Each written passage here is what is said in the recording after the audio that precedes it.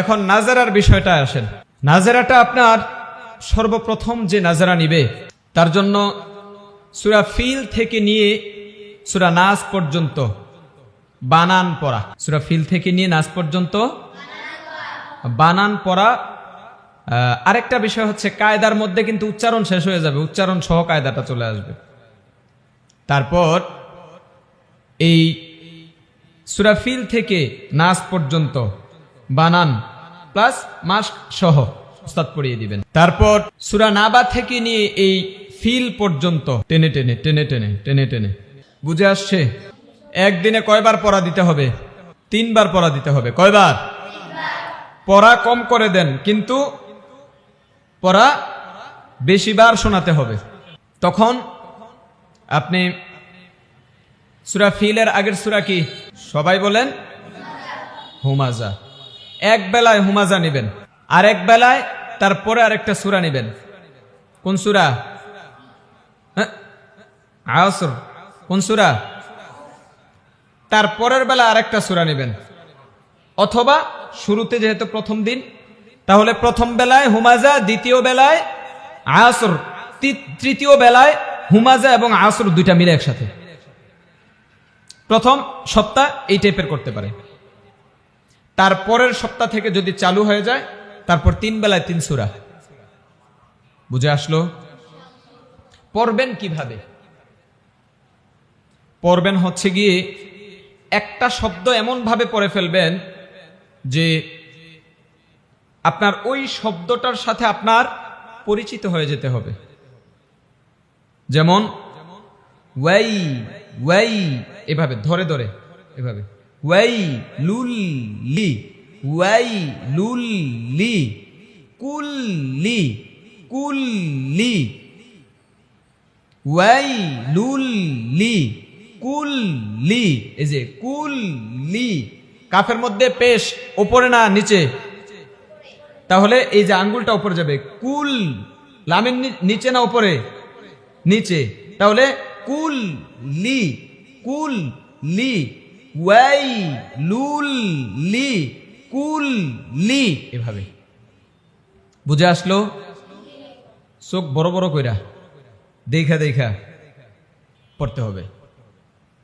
এখন যদি এমন হয় আপনি পড়তেছেন, ক্লাসের মধ্যে একজন মেহমান আসলো বা কেউ আসলো, আপনি পড়াটা থুইয়া তাকায় রয়েছেন। তারপর দরজাটা বাতাসে একটু জোরে লাগলো, দরজাতে তাকায় রয়েছেন, হবে নাকি?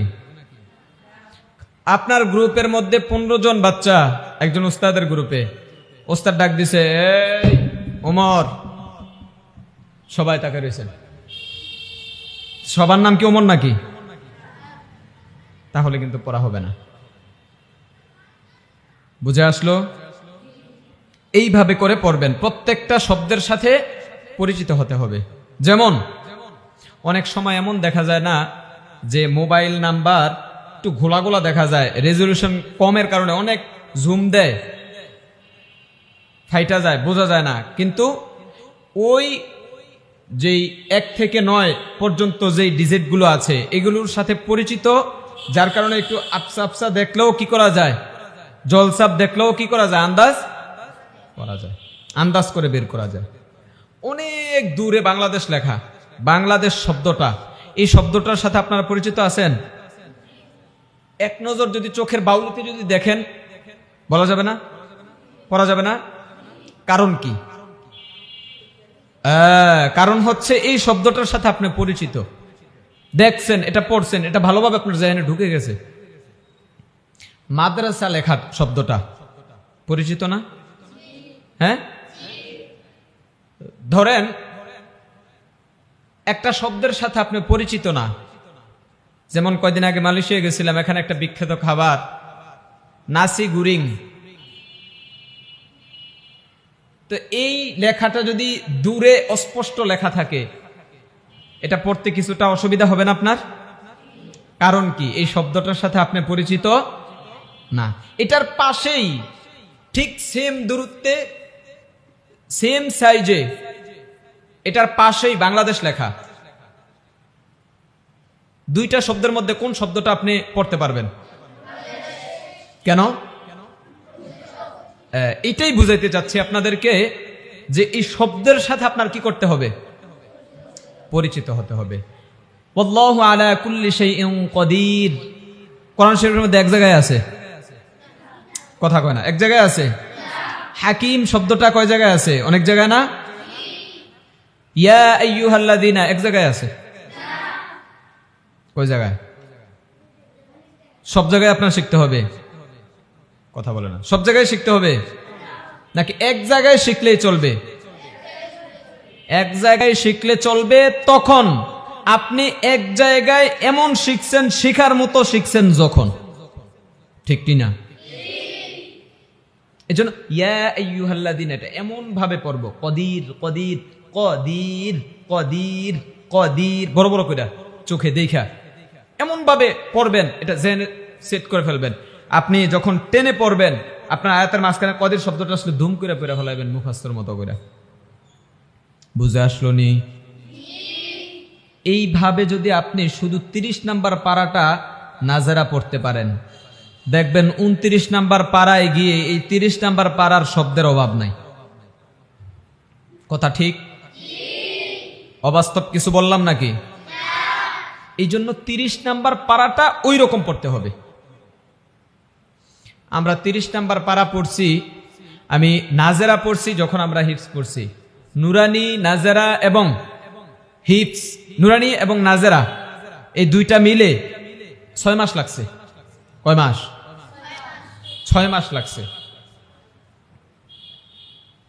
6 মাসে নুরানি এবং নাজেরা লইয়া হেফজ নিয়ে নিছেন, তাহলে কি পড়া হয়েছে? নাজেরা পড়ছি মাত্র 10 পারা। কয় পারা? 11 পারা। কয় পারা? 30 নাম্বার পারা আর 1 থেকে নিয়ে 10 পারা। এই 11 পারার মধ্যে 30 নাম্বার পারা মোটামুটি পুরাটাই মুখস্থ ছিল, আর 1 নাম্বার পারা আপনার 60 থেকে 70% মুখস্থ। আর বাকি যেই পারাগুলো পড়ি নাই 11 থেকে নিয়ে 29 নাম্বার পারা পর্যন্ত, সেই পারাগুলো অবস্থা এমন ছিল যে 6-7 পারা বা 1 থেকে 10 পারা যেগুলো নাজেরা যেভাবে পড়ছি এভাবে করে পড়তে পারতাম। কারণ হচ্ছে ওই 11 পারা পড়ার মতো পড়ছি।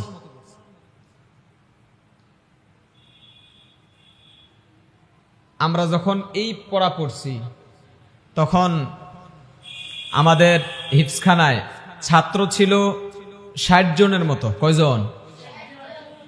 60 জন। নুরানি আসিল, হিফজ আসিল, নাজেরা আসিল, সোনানিও আসিল। ওই 6 মাসের আমাদের সিলেবাস কি ছিল? 20টা হাদিস, আপনাদের দোয়া মাসালা যেগুলো আছে এগুলো, তারপর কালিমা তয়্যিবা, শাহাদা, ইমানে মুজমাল, ইমানে মুফাসসাল, আরো যেগুলো আছিল আনুষাঙ্গিক, তাজউইদের মদ, মাখরাজ, র পূর্বারিক, নুন সাকিন, মিম সাকিন, এগুলো ছিল।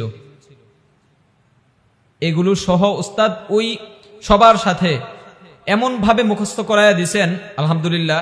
তখনই উস্তাদ বলছে যাও, এমন ভাবে কনফিডেন্স উস্তাদের ছিল যে এমন ভাবে মুখস্থ করাই দিছি তোমাদেরকে, ইনশাআল্লাহ তোমরা মৃত্যু পর্যন্ত ভুলবা না।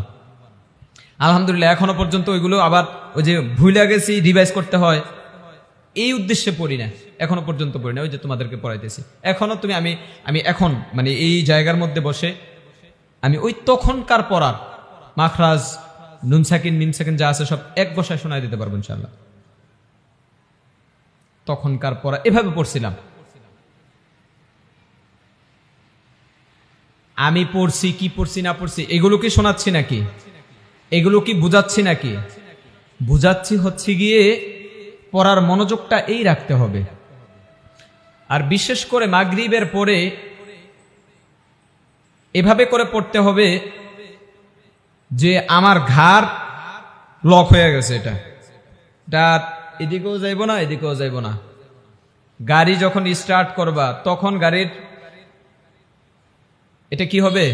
স্টার্টিংটা ঘুরবে। যখন গাড়িটা বন্ধ থাকবে তখন কি এটা লাড়া যাবে নাকি? লাড়া যাবে না। তো মাগরিবের পরে গাড়ি বন্ধ থাকতে হবে।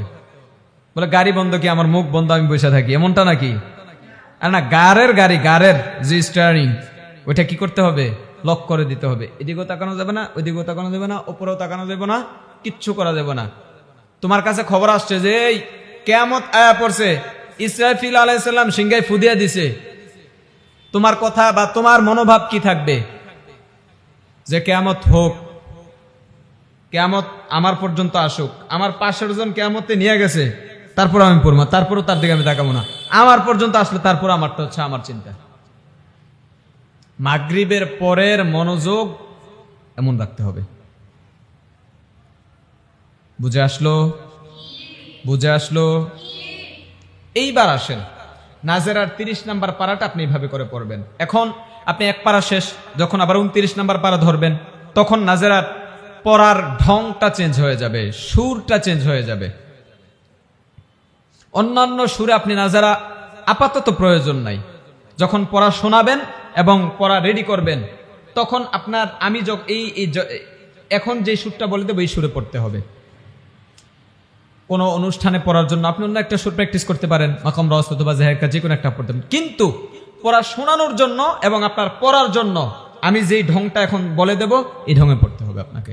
যেমন তাবারাকাল্লাযী বিয়াদিহিল মুলক, তাবারাকাল্লাযী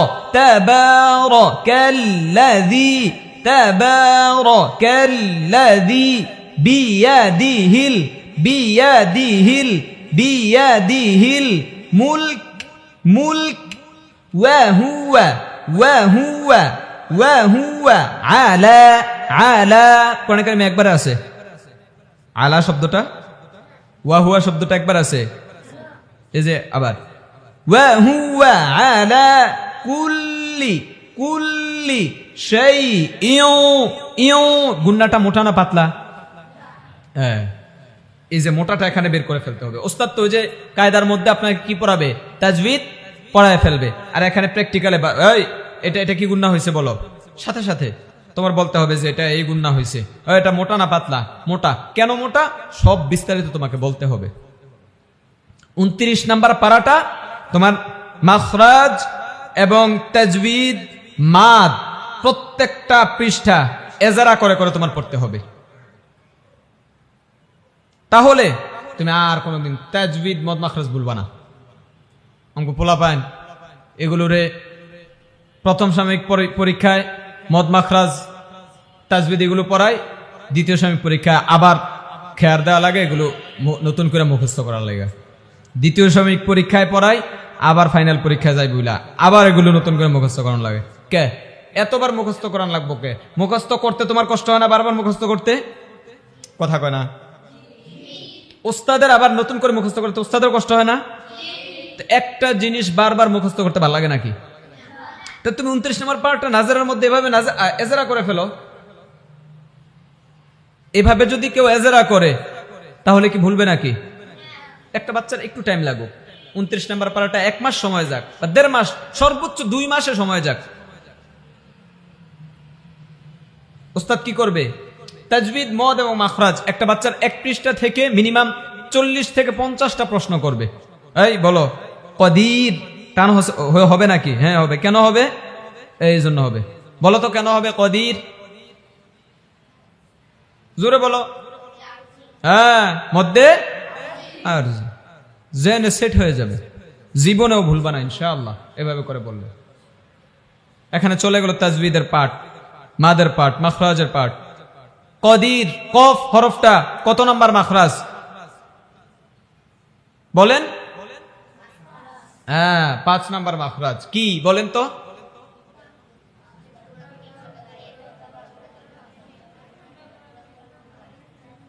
পেস লাগাই দিচ্ছেন না? আমি কি কফ নাকি কাফ জিজ্ঞাসা করছি? তো কফ কত নাম্বার মাখরাজ? তা আপনারা যদি ধুমসে 5 নাম্বার মাখরাজ বলতেছেন, এটা হচ্ছে মনোযোগ। জিব্বার গোড়া তার বরাবর, তার বরাবর মানে কার? তারটাকে, হ্যাঁ, জিব্বার গোড়া। এগুলো বুঝতে হবে, বুঝা পড়তে হবে।